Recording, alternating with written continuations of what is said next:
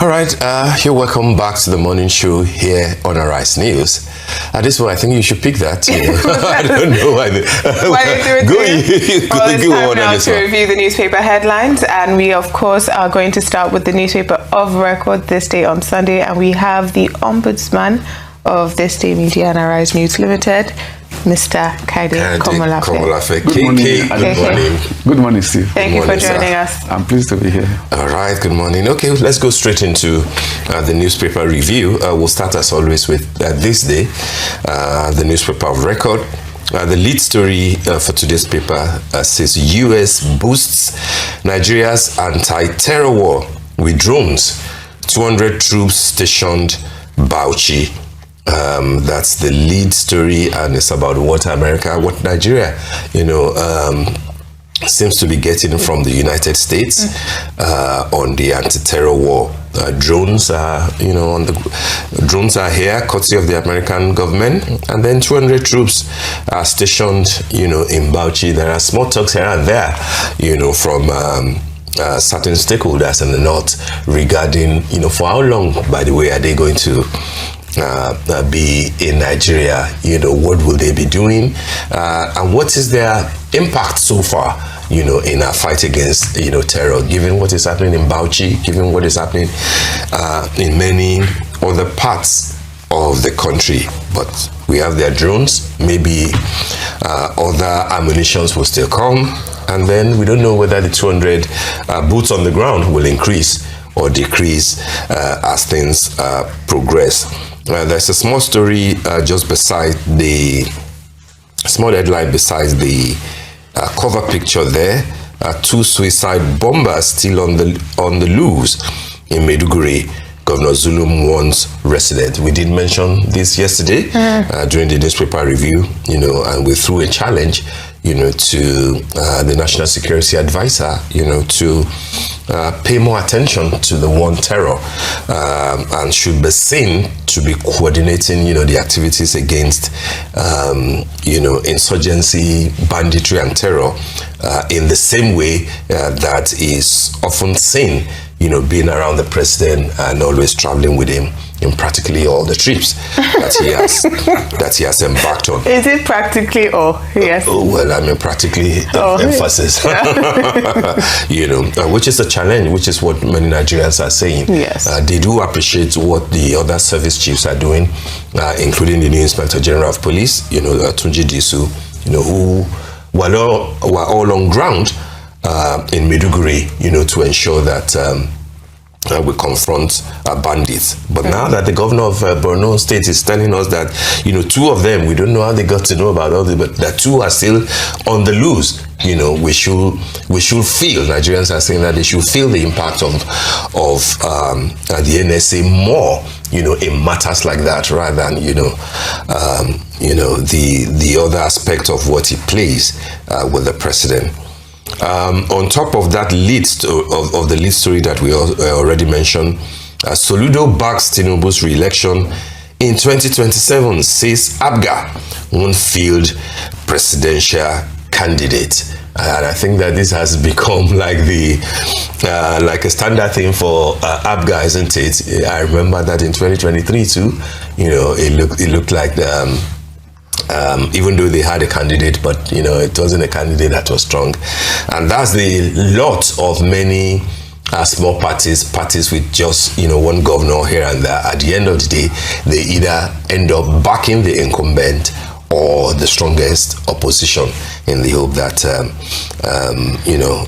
so that they won't be left out of the old game. But here we are. We can see that Soludo, and his daughter, I read somewhere the other time, that is part of the City Boys, City movement. What was that thing called? City Boy movement. City Boy movement. I would like to be left out of this conversation.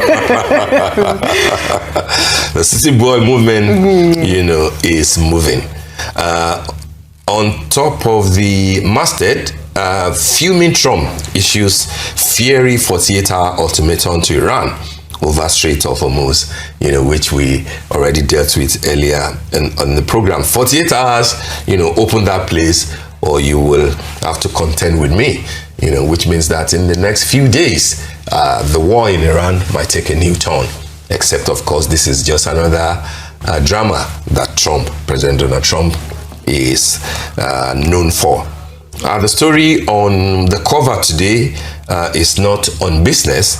It is on the politics of Lagos State and who might become the candidate of the APC and ultimately, hopefully, the governor of Lagos State next year. It says Alausa, Hamzat, Abiru, Muriokola, Ambode in beauty parade in Lagos. And it's I think this story might be I'm not sure if it is connected with the event of yesterday. There were prayers by the mandate group, for the 74th birthday anniversary of the president. But I know that, of course, these days basically projecting that these are the seem to be the leading, the front runners, because none of them has declared that, he would like to be governor. Not the minister, Tuji Alausa, nor the deputy governor, Amzat, nor the serving senator, Tokunbo Abiru. Not the principal private secretary to the president, Akim Muriokola, not the former governor of the state, who had one term, and if the elements conspire in his favor, will only be entitled to just one more term, Akim Ambode. But of course, people are saying that maybe it will be one of these people that will emerge as the candidate of the party and ultimately the governor of Lagos State. The permutations are rife, but of course these things will get clearer by next month and certainly before the end of May, given the primary timeline. The primary timetable. I'm sure that that's not an unfamiliar territory for KK. And so KK, over to you, sir. Yeah. Who are you looking at? Yes. Thank you, Steve. Okay. So let's start first with the security situation in the Middle East. No. In the let's talk about our own in Borno State. The alarm raised by Governor. Oh yes, that's absolutely. It's a very important one. If you still have some suicide bombers who are within the communities, that's a real danger, and I agree with you. That's a challenge for security agencies to ensure that these guys are arrested, and the communities are kept safe. But I think that we should also have some clarification about the job of the NSA. The NSA is not a service chief. Neither is he the head of any agency. He doesn't command any troop. I don't know, he have any. His job, as constitutionally defined, is to coordinate national security of the president, and coordinate national security and advise the president. All the agencies, you have about 29 defense and security agencies operating in Nigeria.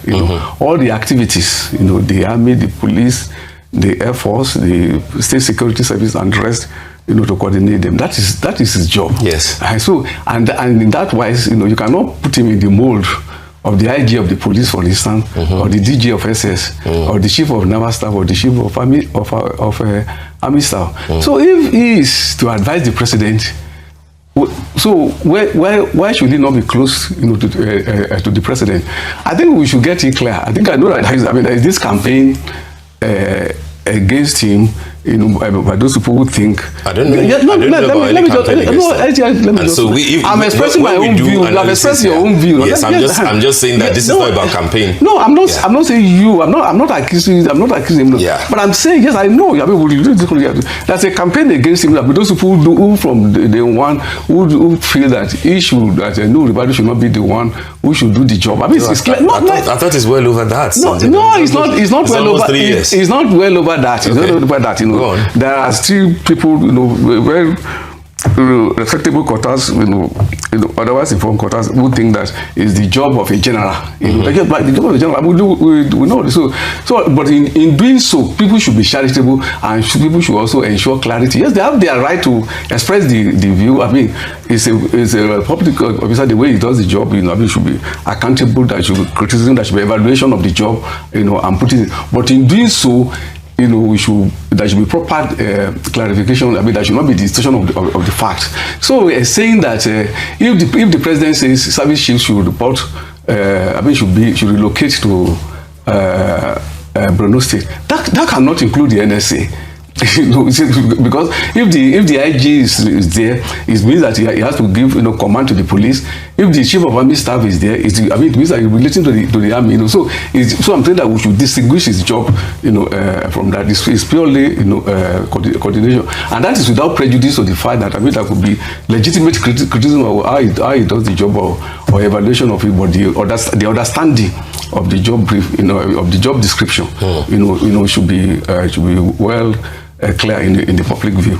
There have been other NSAs in the past, NSAs to the president.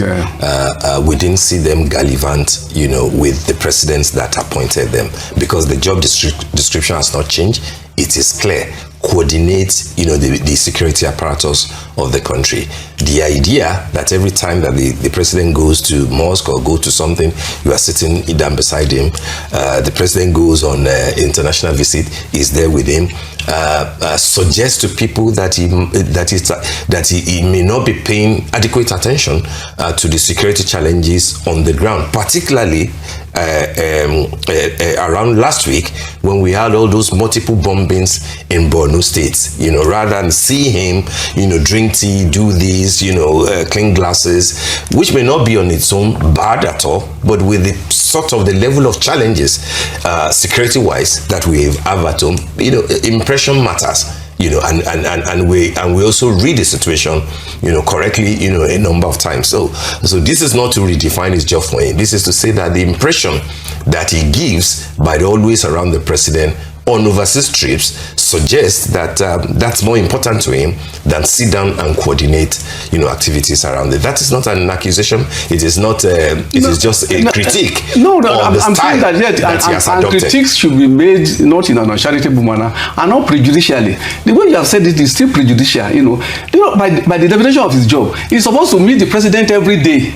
So how can it be a crime that you see him around the president? And the others before him didn't meet their principals every day. The others before him. There's not been any NSA. We know them. Good enough. Quite many of them are still alive who are predecessors, By the definition of the job of the NSA, he's supposed to meet the president every day. So it cannot be a crime that you see an NSA around the president. And when you say when the president goes out, you don't know the work that he has to do there. In some of these places, and his job again. Don't forget, there is overlap. There is the security aspect of it, there is the political aspect of it, there is the diplomatic aspect of it. Like all the other people before. Like all the others before. Exactly. What I'm saying is that we should not be prejudicial. There's no prejudice here. No, it's impressionistic. The way you put it on charitably, that he's always there, having tea. I'm saying that his job, it is not for us. No, excuse me, this way. It is not for us here to come and define the job. If he's coordinating the activities of the security agencies, it doesn't have to be in Borno State to coordinate the activities. I didn't say it should be there. And his job is to coordinate activities and advise the president. So, and how does he advise the president if he's not close to the president? So I'm saying that we could make legitimate criticism of the job of the NSA, but for God's sake, don't let us be prejudicial. No, I'm not prejudicial. There's no prejudice here. And it's a legitimate criticism that is based on impression about what people are expressing. And I'm saying that it's a wrong impression, and that impression is what I'm trying to correct here. No, there's nothing to correct there. It is the impression of the people. It's the impression of the people. And they have a right to their opinion. But they don't. But it is not good to have a wrong impression. If there is a wrong impression, it is important to correct it. You can't say it's a wrong impression. Because all they see of the NSA is gallivanting with the president. You can't say that's a wrong impression. And when you use the word gallivanting, it is uncharitable. I'm saying that this criticism to people who are losing their lives on a it should be done without prejudice, and it should be done without malice. Yes, I think. No, you can't. I mean, you can't define his job for him now. I think, but before we take this day style, because there is a very important story that this day led with, which is of course the drones and the troop station in Bauchi. It's very important, particularly because we have seen drone warfare being utilized by terrorists in Nigeria to expand their operations. We saw that when they tried to take 3 bases in Borno, successfully taking some, but then they were pushed back from Ngushe about a week afterwards. So we are seeing sophisticated weaponry being used against Nigerian people and our military and our military installments. So it is good to see that the United States has come with something useful in that we now have drones, to fight them back. And as you said earlier, of course, there are U.S. troops stationed in Bauchi, 200. For how long and for what, we're not entirely sure. But these are important conversations that this day, of course, has brought up. And we didn't touch on Lagos permutations, but I'm sure we'll speak again about insecurity. Now, let's quickly take this day style before we go to Vanguard, because I think there's some important stories there. This day style, of course, has the historic visit to Windsor. Windsor Chronicles, President Bola Ahmed Tinubu's Windsor Chronicles. The picture there is of the President and King Charles. And essentially, this day style has covered all the ins and outs of what happened when Nigeria has gone to a state visit to the UK for the first time in 37 years, with President Tinubu being the first person since IBB. It says, at Windsor Castle, under the full weight of royal tradition, President Bola Ahmed Tinubu and First Lady Oluremi Tinubu were received by Britain's King Charles III in a ceremonial welcome that marked the beginning of a historic state visit to the United Kingdom. With a 42-gun salute by the King's Troop Royal Horse Artillery, a carriage procession, and a former military parade, the moment unfolded with all the grandeur reserved for visiting heads of state, placing Nigeria once again at the center of a rare and significant diplomatic exchange. Now, that, of course, covers the trip to the UK. And KK, I hate to make this joke, but I must make this joke, because if anything looks like gallivanting, it is the NSA in that carriage. That looked like gallivanting to me. but let's take it back to the papers now. This day style has a beautiful spread for people who want to see what happened, behind the scenes in Windsor, in London, and important things, that happened, what people were wearing, I guess, For those interested in that, you should definitely pick up this day style today. But I think we should return to our newspapers, because the Vanguard... Oh, you don't want KK to comment on the gallivanting in the carriage? No, on this day style. This day style. On the cover of this day style. He doesn't agree that there was gallivanting. No, it's interesting that it's only new rebuttal that Adeso has thought there. The Senate President is also in the carriage, The duty of the Senate President is to sit in Abuja and make laws, Yes. So the Senate President was not gallivanting. So it's interesting that it's only new rebuttal. I was only cracking a joke. I know. I'm also cracking a joke. Outside of the delegation, the official 5 ministers that were supposed to follow the president, every other person there was gallivanting. Every other person who is not on the official delegation is enjoying a very historic occasion. And I understand everybody wants to, make their mark and say that they were there when this historic thing happened. But of course, for me, it is very important, and I think I always tie this into what is the cost and the opportunity cost to Nigerians. What is the message you are sending? It's the same thing we spoke about, and the president came out and said, Oronsai reports. Now it's like talking about Santa Claus as though it never existed. It's the same thing when the president said that the ministers must reduce their convoys, their traveling, that he will reduce his own. It is the same conversation we had when they went to Dubai for the COP. For COP28. It's the same conversation when they when they went to the UN General Assembly and we saw them in the Ritz, and we see the same conversation when they went to the G20, considering that none of them could actually enter the main event. And so then they're just having side events to see people they see in Abuja, but in a different location. It's the same conversation we have time and time again. And for me, the conversation always comes down to the cost to Nigerians. In a time when we're saying we can barely fund our budget, that capital expenditure is not reaching us, then we look at the recurrence and we see the trips being budgeted for, being appropriated for, and being spent. That is the cost to the Nigerian citizens, and it does not send a good message. It feels nearly wicked, actually, to see such grandeur, such spending, such jewelry and going at a time where people are suffering, where millions of Nigerians are living in multi-dimensional poverty and falling into it more and more every day. This is not, you expect some type of somber, respectful carriage from the leaders, because even if they are leaders, they are public servants first of all. KK. Yeah. Valid observations and respect of you. I said just to tell you that the carriage was provided by the British royalty, not by Nigeria. Yes. The president could be excused. I'm not saying that. Not the national security advisor. He shouldn't have been there. You said what? He really shouldn't have been there. The national security advisor. He ought to be there. He really shouldn't have been there. He ought to be there because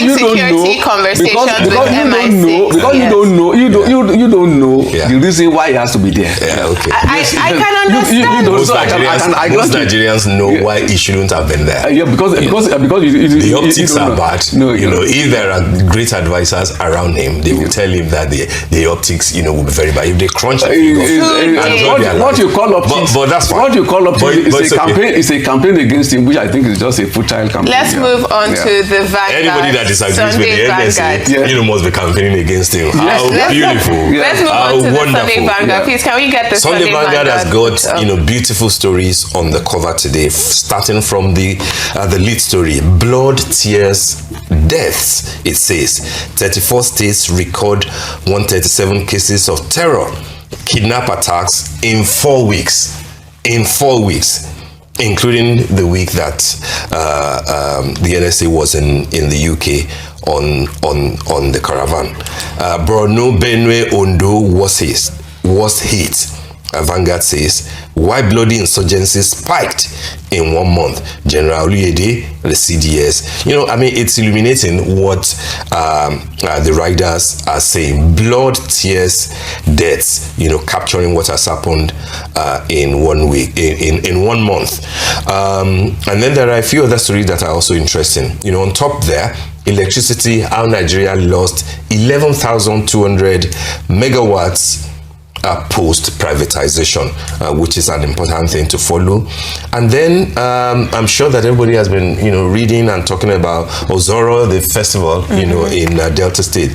Vanguard is capturing it, that police release findings on Ozoro Festival sexual assault. 15 arrested. Kingdom dismisses allegations. Delta government condemns incident. For those who have followed it and you've seen horrific videos, online, I think that it is important to separate the excesses of those who participated in the festival from what the festival actually stands for. And I think that those are the clarifications that both the Kingdom and the Delta State governments are making. And I think that the police should be encouraged to do the needful and deal with those who took laws into their hands in the name of culture.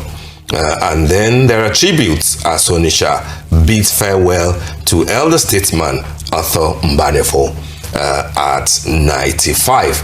And then Iran war, Dangote fertilizer to the rescue as global food price threatened. And last but not the least, coming from an ADC spokesperson, a bad civilian government is more difficult to remove than a bad military regime. ADC is still playing the game of the opposition. KK, what are your thoughts? Blood, tears and death for the lead story. And then Ozoro, the festival that, where people went haywire, they're saying that let's clarify things and let police deal with the perpetrators of the rape and all those bad things that happened there. Yeah, very sobering stories. If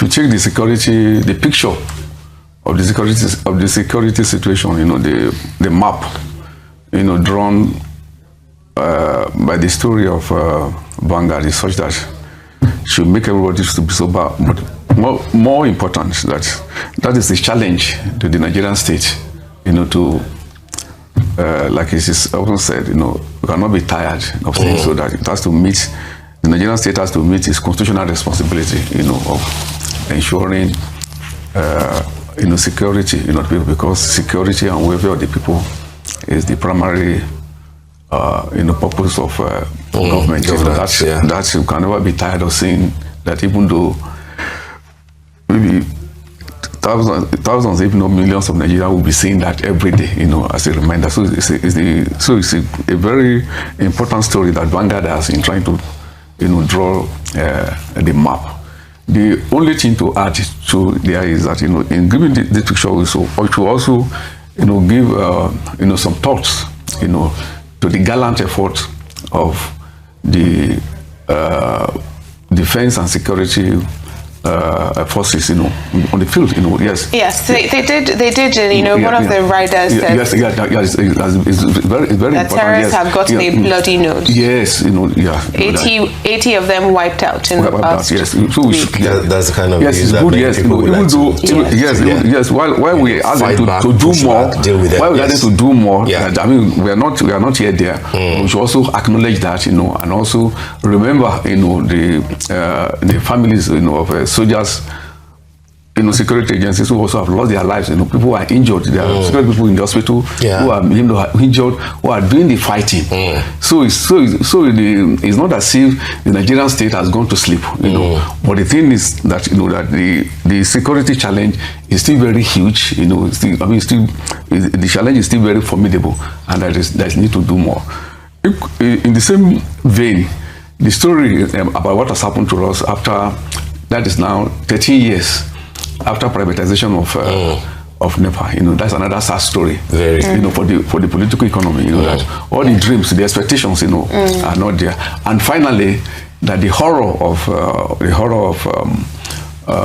Ozoro is really a collective shame for all of us, And I cannot agree more with Steve when you say that we should encourage and actually, put pressure, on the security, the police, to ensure that those who are responsible for that are brought to book, and that justice is done, to the victims, of that barbarism. We speak about justice, the need to bring people to book, to bring people to order. We also have to ask for some type of help, mental and medical help, for the women who have been violated in the absolute worst way by people in their community. And we also must hold the government of Delta State to account here. You must hold them to account here. I saw, I think someone purported to be an aide to the governor, speaking out and saying that let him first enjoy his holiday before they bring this to him. When we speak about empathy in government, when we speak about emotional intelligence, when we think about justice, about fertility that people just turn into something else. What we have done here is, people speak about culture, but this is not what our culture is. You have morphed it into something disgusting. This is not something that is inherent to us. But 15 arrested, I have unfortunately seen more than seen some of the videos. I would expect more than 15 should be arrested by the time we sit down here next week. I like the fact that Telegraph, Sunday Telegraph reported that Kate Henshaw, Real Worry Pikin, and a few other people in the creative sector, have decried, what actually happened there. And some people have protested. I saw protesting. So this is. It really highlights a problem that we must speak about in our country. The police to do their job. They must do the needful. Absolutely. Yeah. I cannot agree more with you. All right. Yeah. Thank you so very much, KK. Thank you. He said at the point. Spicy Sunday discussion. Spicy Sunday. Thank you.